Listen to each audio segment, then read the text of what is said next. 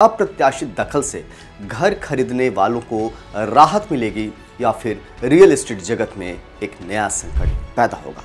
क्योंकि फर्क तो पड़ता है जब पीएमओ खुद एक्शन में आ जाए। नोएडा और ग्रेटर नोएडा, ये नाम सुनते ही जहन में आते हैं गगनचुंबी इमारतें, मॉल्स, आईटी पार्क और सपनों का घर। लेकिन इन सपनों के बीच पनपा है अवैध निर्माण, घोटालों और धांधलियों का अंधेरा। सुपरटेक ट्विन टावर का मामला याद होगा आपको, जहां हजारों लोगों की गाढ़ी कमाई पर बुलडोजर चला और अब पीएमओ ने अचानक नोएडा अथॉरिटी और यमुना अथॉरिटी से पूरी डिटेल्ड रिपोर्ट तलब कर ली। ये सिर्फ एक औपचारिकता नहीं है, पीएमओ का सीधे हस्तक्षेप करना बताता है कि कहीं ना कहीं गड़बड़ी बड़ी है और अब जवाबदेही सबसे ऊपरी स्तर से तय होगी। सूत्रों के मुताबिक पीएमओ ने 3 बड़े मुद्दों पर रिपोर्ट मांगी है।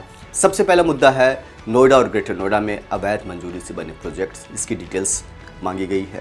साथ ही मांगी गई है अधूरी पड़ी हाउसिंग सोसाइटियों और फंसे हुए खरीदारों को बारे में जानकारी जुटाई जा रही है। तीसरा बड़ा मुद्दा है किसानों और निवेशकों से जुड़ी जमीन विवाद की शिकायतें। अब सवाल उठता है कि इसका असर किस पर पड़ेगा, खरीदारों पर, बिल्डरों पर या नोएडा की रियल एस्टेट मार्केट पर।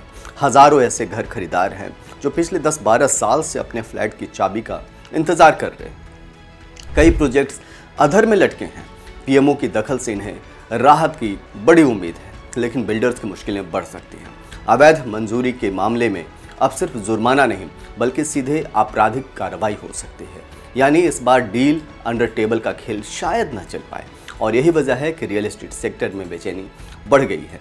आइए देखते हैं आगे क्या हो सकता है। सबसे पहली बात प्रॉपर्टी बायर्स की। फंसे हुए प्रोजेक्ट्स पर सरकार दबाव बनाएगी और कब्जा मिलने की संभावना तेज हो सकती है। अगर बिल्डर्स की बात करें तो नियम तोड़ने वालों पर कड़ा शिकंजा कसा जा सकता है। नए प्रोजेक्ट्स की मंजूरी और कठिन हो सकती है और अथॉरिटी जवाबदेही तय होगी। भ्रष्टाचार पर नकेल कसने की कोशिश तेज होगी।